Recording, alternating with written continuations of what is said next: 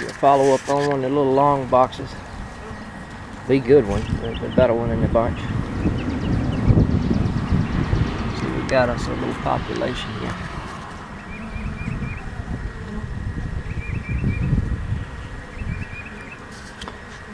Yeah, so that's about as big as I'm gonna let them get brood wise, and then try to keep them a little bite to eat. And I've been uncapping frames of last fall with sugar in them and putting them over here on the north side of the brood. They do just exactly like I've seen in smaller boxes. They put here's a solid frame of maple pollen right here. Put the bee bread on the south side and the honey store on the north side. And so that way, you know, during the winter time, it doesn't drag a dead out.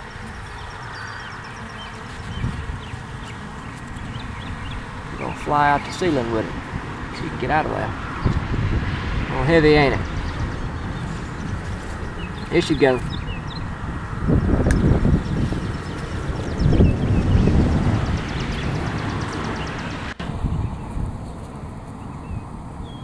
Well,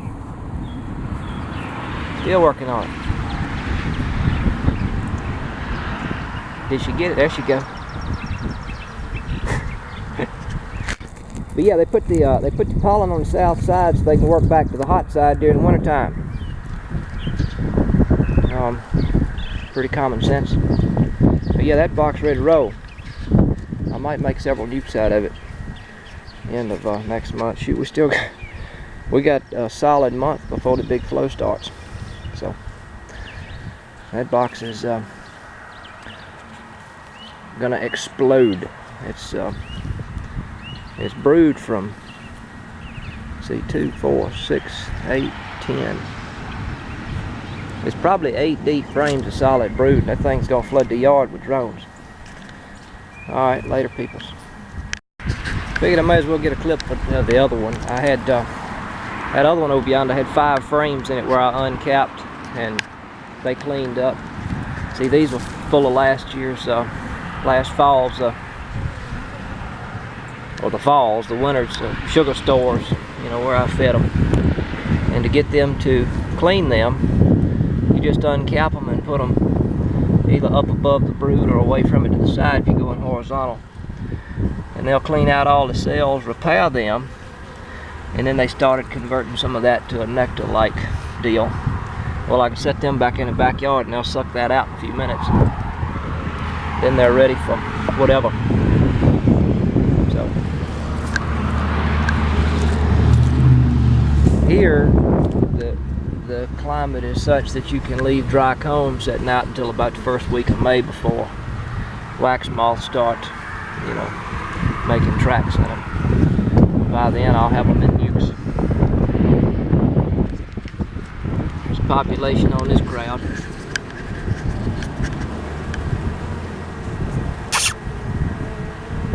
Yeah, so it's that bunch. There's your little patch of worker brood down there, you see it. She's probably got about 6 frames of brood in there. Decent population building up. There's a queen in that box. Fattened up pretty decent. Maybe she'll live another year. Hope so. Like to have her drones. As you can see, there's still no flow. You look through there. When the flow starts, they'll go from that one day to completely ignoring it the next. That's how you can tell. But that's about a month from today. For another heavy frame to give this other long hive here in the front yard. Hang how to work. Just scratch your cappings on that and set it on the other side of the brood, separated by a few frames, and they'll suck it out. Feed it to the brood, and you'll have pretty much dry wax right there. It ain't been just a couple days. Today's the 26th. Well, no, that's right, because I was inspected on the 24th. I think it was that evening I put some more in there. Scratched the cappings on them. That's the ones I took out. Alright, enough of that. Been doing the same thing with these. You set a few frames up in the super and scratch your cappings, and they'll tote the sugar down there and feed it to the brood, and then you have a dry super. Keep the honey pure. Somebody's asking me how I feed sugar in the fall and have pure honey. Well, that's how you do it. By the time the honey flow starts, every one of my supers that I'll extract for honey will be dry as a bone. And nothing but honey will go in them.